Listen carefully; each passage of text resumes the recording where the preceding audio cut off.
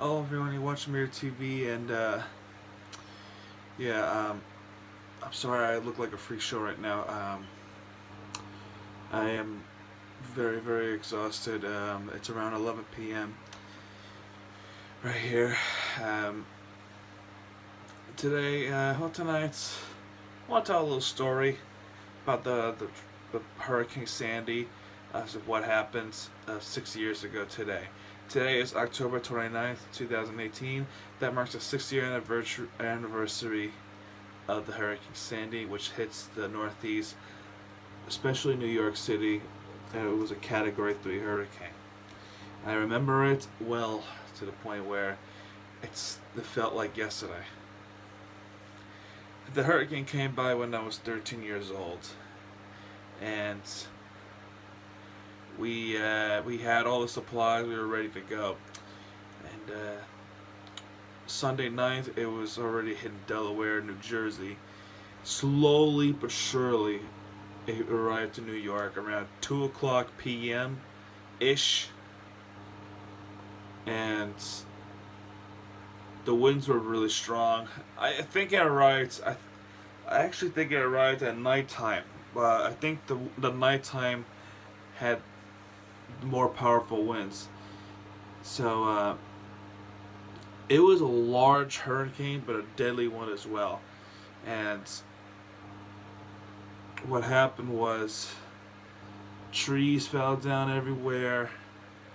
Basically, the entire borough of Staten Island did not have power. Some people were lucky to have power, electricity. The Zone A, meaning the coastal areas, were really flooded. Um, um, which killed people. So that sucked as well. There are beaches in Staten Island that were completely obliterated, and the one beach in Staten Island that is more notable that got really hammered and destroyed was New Dorp Beach. That that beach took the major damage in Staten Island, and I don't know to this day, it's not fully recovered. I don't know. I haven't read about anything with New Dorp Beach yet, but I know it was still catastrophic for that beach. At nighttime, it hits Lower Manhattan. It basically hits the entire city. The winds are much powerful. Lower Manhattan was flooded everywhere. Basically, the entire peninsula lost power. Some things were destroyed. There were people dead. It was the worst hurricane hit up to the Northeast probably ever. But I'm pretty sure there was worse ones, but probably ever. So for my story, on that day I was only 13 years old when this happened. So, and I'm 19 years old, and it's still mind-boggling how I remember this. I was playing I was playing the game Resident Evil. I think it's called the Dark Chronicles. It's a first-person shooting game. Um, when we lost power.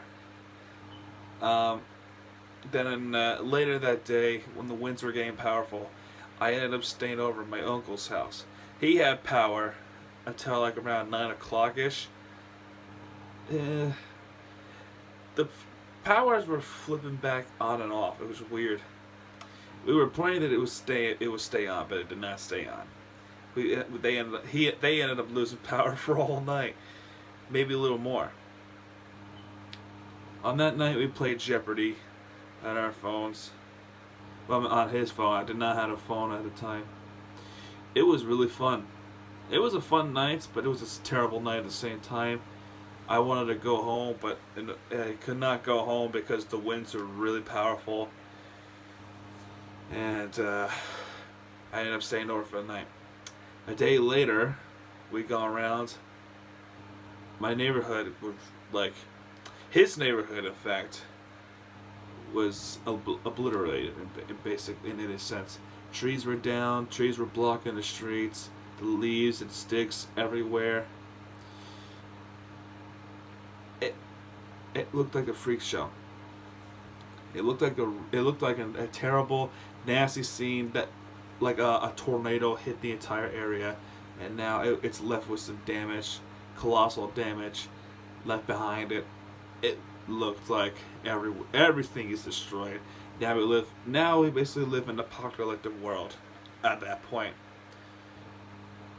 So, and it was terrible. It was terrible. We did not have power. I did not have power. This house did not have power. This exact house did not have power for 7 days straight. No power for a week whatsoever. It was cold. It was freezing.